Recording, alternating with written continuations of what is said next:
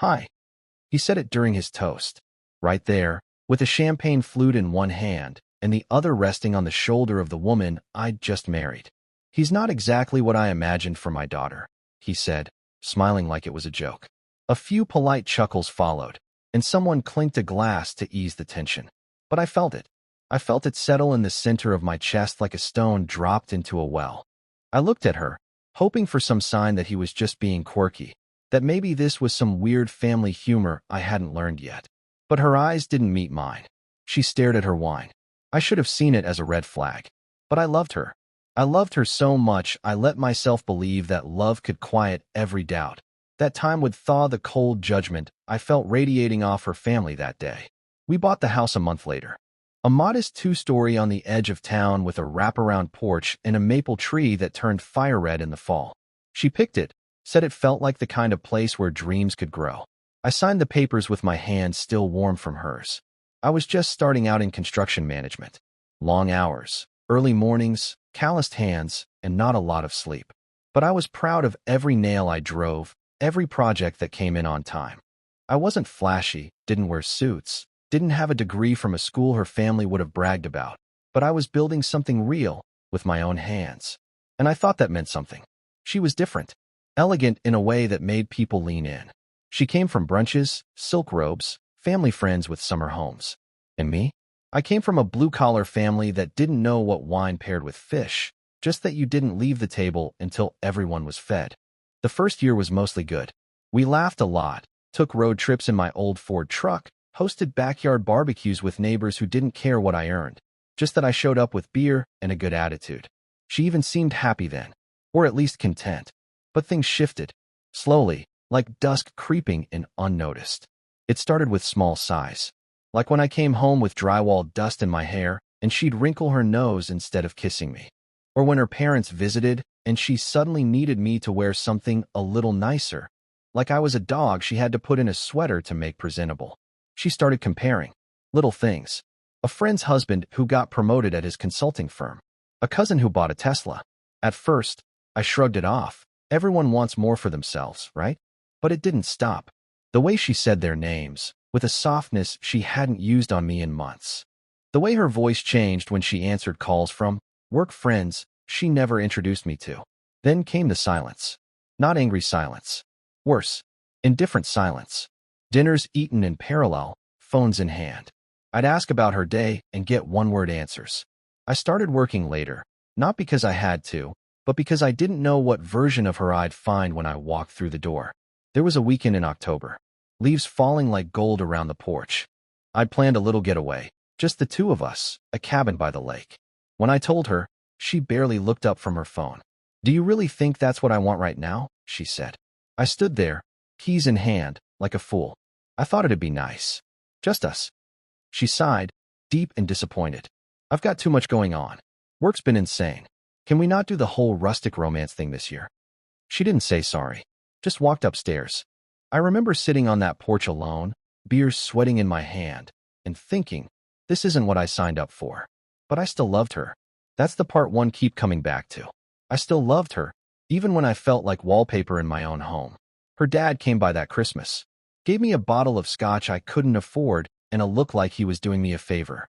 "You ever think about going back to school?" he asked as we stood outside while the women decorated the tree inside. "No, sir," I said. "I like what I do." He smiled, but not kindly. Some men stay where they're comfortable. Others climb. I wanted to tell him that I was climbing. Every day, clawing my way up with splinters in my hands. But I said nothing. Just nodded and stared at the snow-covered lawn I mowed every summer. The third year, she stopped wearing her wedding ring at work. Said it made clients ask questions. The fourth year, she started going to networking events that lasted until 2 a.m. I'd stay up, not because I didn't trust her, but because I wanted to. I wanted to believe that maybe I was still enough. Then came the message. A text meant for someone else. A man's name I didn't recognize. "I can't stop thinking about last night. You looked incredible." I didn't confront her. Not then. I just sat with it, the words burning through my chest. I thought of her dad, of that wedding toast, of the house we painted together in our first summer. I thought of everything I gave up to make her feel safe, loved, seen. And I realized something. I hadn't failed her. She'd been looking for someone shinier, flashier, someone her father could boast about on the golf course. But I wasn't built for boasting. I was built for building. And I had built something, even if she never saw it. I didn't tell anyone about the message. Not my buddies, not my mother, not even the one friend who always knew when something was off. Instead, I started listening, really listening. Her tone changed around the house. Lighter when she was on the phone, sharper when she spoke to me. She'd laugh in the next room, then walk into the kitchen and act like the lights had gone out inside her. I started noticing the little changes. How she'd stop texting back when I told her I was coming home early. How the scent of some unfamiliar cologne lingered on her coat when she left it draped on the couch. The faint smell of cigarette smoke, though she never smoked, and hated when I used to back in college. The way she suddenly started locking her phone and sleeping with it under her pillow. But I didn't bring it up. I just started planning. There's a thing that happens when a man's love begins to rot. Not from disinterest, but from betrayal. It doesn't die all at once. It shrinks in corners. It decays quietly, like wood eaten from the inside out. So I did what I knew. I got to work. I called an old friend of mine, Randy, who worked in real estate law. Off the record, I said, what would it take to shield a home from a potential divorce? There was a pause on the other end. You okay, man? I didn't answer that. I didn't have to. He walked me through it. The kind of trusts I'd need to set up, the ownership structures, the paperwork. I stayed late at the office to draft documents. I moved the title of the house into a limited liability company, quietly, with no need for her signature because it had always been in my name. I was methodical, patient, no rage, no late-night fights, no ultimatums. She didn't notice a thing. Meanwhile, I went through the past 5 years of bank statements like a man sifting through ashes. Every manicure, every boutique, business lunch, every mysterious cash withdrawal from our joint account. I cataloged it. She had funneled thousands into who knows what. I didn't even care about the money. I cared about what it meant. That she'd left me long before I was brave enough to leave her. One night, she came home tipsy from some company party. Red lipstick a little smudged, a designer clutch hanging from her elbow like a trophy. I ran into my dad, she said, slipping off her heels and tossing them to the floor. How is he? I asked. She shrugged. Still thinks you're wasting your potential. That stung more than I expected. Not because it was new. It wasn't. But because she said it without hesitation, like it was just accepted truth. Like even she'd started believing it. That was the night I began quietly moving my personal funds into a separate bank. Not hiding, not stealing. Just preparing. I stopped trying to reach her emotionally. Stopped holding my breath when she came home. I made peace with the fact that the woman I married was gone, replaced by someone who saw me as an accessory to discard when the next upgrade came along. And yet, I still couldn't bring myself to leave. Not yet. The moment finally came on a Wednesday. Late spring. The maple tree in the yard had just started to bloom again. I came home from work early, just after 4 p.m. The house was quiet, too quiet. I walked in through the back, careful not to slam the screen door. And there, in the kitchen, was a man I'd never seen before. Tall, well-dressed, confident in a way that told me he wasn't new to the situation. He was laughing with her, my wife, the woman I'd built a life with. She turned around and froze when she saw me. For a split second, I saw panic, but then it washed off her face like it never belonged there. Oh, she said too calmly. You're home early. The man didn't even try to excuse himself. He just nodded at me, cool as anything, and took a sip of the drink she'd made him. I didn't say a word. I didn't yell or ask who he was. I just looked at her, at this woman who used to cry at Hallmark commercials, who once held my face in her hands and told me I was the best thing that ever happened to her. And then I nodded. Got it, I said. She blinked. What? Got it. I repeated, turning toward the hallway. Thanks for the clarity. I packed that night. Not everything, just what I needed. The essentials. A couple bags of clothes. My tools. Some photos of my mom, long gone now, who always told me to never let someone make me feel small in my own home. By morning, I was gone. The deed had already been moved out of reach. The accounts were separated. My lawyer had everything queued up. When she called 3 days later, she wasn't angry. She was smug. You really think you're going to walk out and just take everything? She said. You have no idea how this works. I let her finish. Then I said calmly, I know exactly how this works. She didn't realize I'd never put her on the title of the house. that I'd stopped co-signing years ago, that the cars were leased under my LLC, that I had documented every dime that had gone missing. But more than that, I think what truly shocked her was that I left quietly.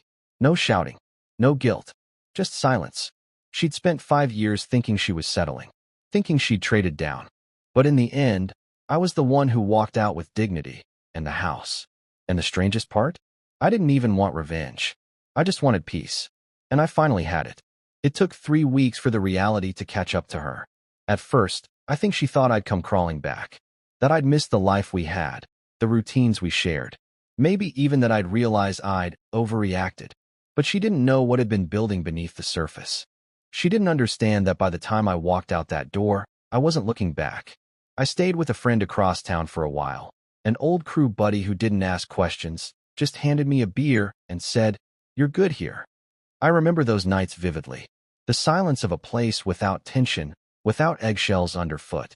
No sideways glances. No loaded silence at the dinner table. Just quiet. Honest, healing quiet. Meanwhile, my lawyer filed the paperwork. The house was already secured. She hadn't realized I'd transferred it years ago, part of a long-term estate plan I drafted just in case. She never asked. She assumed. That was always the problem. She thought she knew better. Thought I didn't know how to protect what I built. She contested, of course. Claimed she was entitled to half of everything. Tried to paint the picture of a poor, blindsided wife left in the dark. But the paper trail told a different story. Late-night transactions, unaccounted withdrawals, even a few wire transfers that coincided suspiciously with her business trips. I didn't have to raise my voice. The truth did the talking. I watched her confidence crack the day we met in mediation. She walked in wearing a sleek, gray suit, lips tight, hair pulled back in that severe way she wore when she wanted to seem in control. But her eyes, those were different. Her eyes darted, uncertain. "You've changed," she said to me, after the lawyers stepped out for a moment. "No," I said calmly. "You just stopped looking." She blinked, like the words stung. Like they didn't match the version of me she'd convinced herself was real. I used to be the guy who brought her coffee in bed. The one who always said yes. Who apologized first, even when I wasn't wrong. Who stayed. Who waited. Who hoped. But that man had finally stood up and walked out. She didn't cry. That would have required more vulnerability than she was willing to give. Instead, she tried to bargain. "I know things got messy," she said. "But we had something real once. We can fix this." I just shook my head. You don't fix a house that was never built on solid ground. She didn't respond. Just stared at the table like she was doing the math. Not the emotional kind, the financial. And she must have known, right then, that she'd miscalculated. The settlement left her with what the law required. No more, no less. The house stayed with me. So did the land, the vehicles, and the small construction firm I'd grown over the years into a real company with crews under my name and contracts lined up months in advance. It wasn't flashy, but it was real. It was mine. Built brick by brick while she was looking the other way. When everything was finalized, I moved back into the house. Alone. And for the first time in years, it actually felt like home. I painted the living room. Tore down that chandelier she picked out from some overpriced catalog and replaced it with a ceiling fan I installed myself. I brought in a dog from the shelter. Charlie, a mutt with eyes like he's seen some things too. He fits in just fine. The maple tree out front turned red again that fall. I sat on the porch with a cup of coffee and watched the leaves drop in silence. Peaceful, honest, uncomplicated. Sometimes I still hear echoes of that wedding toast in my head. He's not exactly what I imagined for my daughter. And now, 5 years later, I smile. Because he was right. I wasn't what they imagined. I was better. I was the man who showed up, who stayed when it was hard, who built something real with his own 2 hands.